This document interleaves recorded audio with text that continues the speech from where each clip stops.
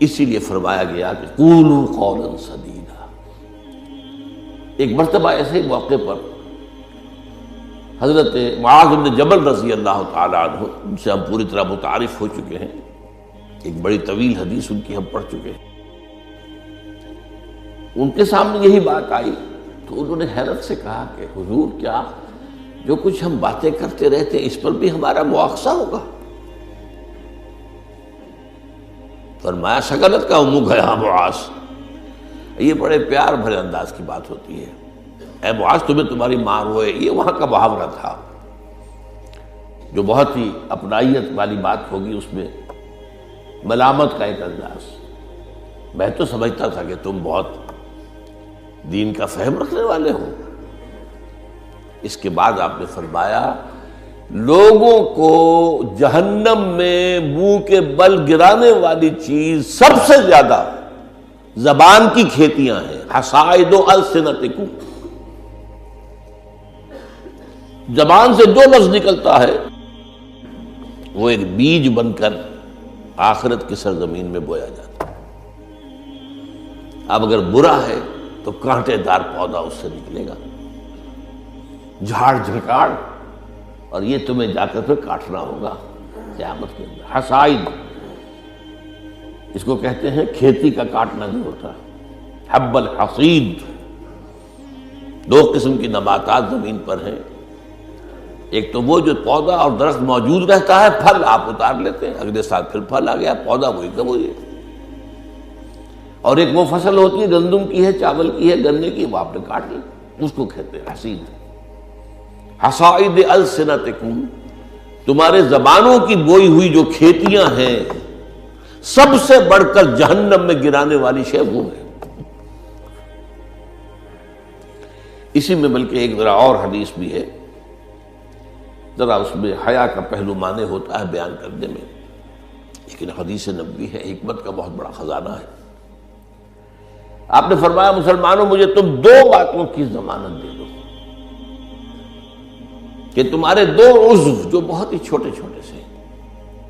ان کا غلط استعمال نہیں ہوگا، جنت کی ضمانت میں دیتا ہوں۔ اب دیکھیے کوئی 2 من وزن ہے، 1.5 من ہے، 2 من سے بھی زائد ہے، اب اس میں دو عضو ہیں، ایک زبان اور ایک شرمگاہ، ان دو کی ضمانت مجھے دے دو کہ ان کا غلط استعمال نہیں ہوگا۔ باقی پورا جسم جو ہے اس کی جو بھی حرکات و سکنات ہیں ان کی گویا کہ میں ضمانت دیتا ہوں کہ اول تو وہ ٹھیک ہی ہو جائیں گے، وہ غلط کام کریں گے نہیں، جیسے کہ ابھی آیت میں ہم نے دیکھا یا ایھا الذین آمنوا اتقوا اللہ وقولوا قولا سدیدا یصلح لکم اعمالکم، یہ کلام جو ہے شرطیہ ہے، اگر تم یہ کرو گے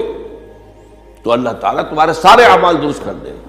وَيَغْفِرْ لَكُمْ ذُنُوبَكُمْ، اور کبھی اگر خطا بھی ہو جاتی ہے انسان سے، ظاہر بات ہے الانسان مرکب من النسیان والخطا، تو اللہ معاف کر دے گا۔ یہ فلسفہ ہے دین کا، آپ کا رخ جو ہے سیدھا ہے، آپ صراط مستقیم پر چل رہے ہیں، یہ چلنے میں کہیں پاؤں پھسل گیا، گر گئے، پھر فوراً اٹھے پھر چلے تو اللہ معاف فرماتا ہے ان چیزوں کو۔ لیکن زندگی کا رخ ہی ٹیڑھا ہو گیا، اب تو معاملہ بالکل برعکس ہو گیا، اب تو جو قدم اٹھ رہا ہے وہ غلط رخ پر جا رہے ہیں، جتنا آگے بڑھیں گے صراط مستقیم سے اتنا ہی دور ہوتے جائیں گے۔ رخ سیدھا رہے، اللہ کے احکام اور اس کے رسول کی سنت، اس پر رخ پہ آدمی چل رہا ہے، جو اللہ چاہتا ہے عبادت رب، شہادت علی الناس اور اقامت دین کی جد و جہد، اس میں انسان لگا ہوا۔ اب خطا ہو گئی، غلطی ہو گئی، لغزش ہو گئی، کیونکہ مجھے یاد ہے آج تک اپنا ایک واقعہ میڈیکل کالج کے 5th ایئر کا، ذرا دیر ہو گئی تھی، فرسٹ لیکچر ہمارا ہوتا تھا جو سرجری کا، ڈاکٹر امیر الدین وہ بڑے سخت تھے، 5 منٹ کی مہلت دیا کرتے تھے، اس کے بعد دروازے بند، اس کے بعد آپ آئیں گے تو پھر آپ داخل نہیں ہو سکتے۔ تو میں تیز چل رہا تھا، بارش ہوئی تھی، سائیکل پر تھا، سائیکل پھسلی میں گرا، گرتے ہی بجلی کے مانند اٹھا مجھے آج بھی یاد ہے کہ میں حیران ہوا کہ میں جب اٹھ چکا تھا تو مجھے معلوم ہوا کہ میں گرا تھا۔ یہ ایک کیفیت ہوتی ہے کہ آدمی جو ہے، ایک یہ ہے کہ گرا ہے تو پڑا وہاں پر، تو ایک تو یہ ہے کہ گناہ کے اوپر ڈیرا لگا لیا جائے، ایک یہ ہے کہ گناہ ہو گئے فوراً اٹھے، جس کو سورہ نساء میں کہا گیا ہے ثم یتوبون من قریب، فوری طور پر اگر توبہ کر لیں تو اللہ تعالیٰ لازماً انما التوبۃ علی اللہ للذین یعملون السیئات ثم یتوبون من قریب، کوئی گناہ تو ہو گیا، خطا تو ہو گئی، فوراً توبہ کر لے، اللہ تعالیٰ صاف کر دے گا فوراً۔ اللہ نے اپنے ذمے لیا ہے، اپنے اوپر لازم کر لیا ہے۔ تو اس اعتبار سے حضور نے فرمایا کہ یہ دو اعضاء ہیں، ان کی ضمانت مجھے دے دو کہ ان کا استعمال غلط نہیں ہوگا تو جنت کی ضمانت مجھ سے لے لو۔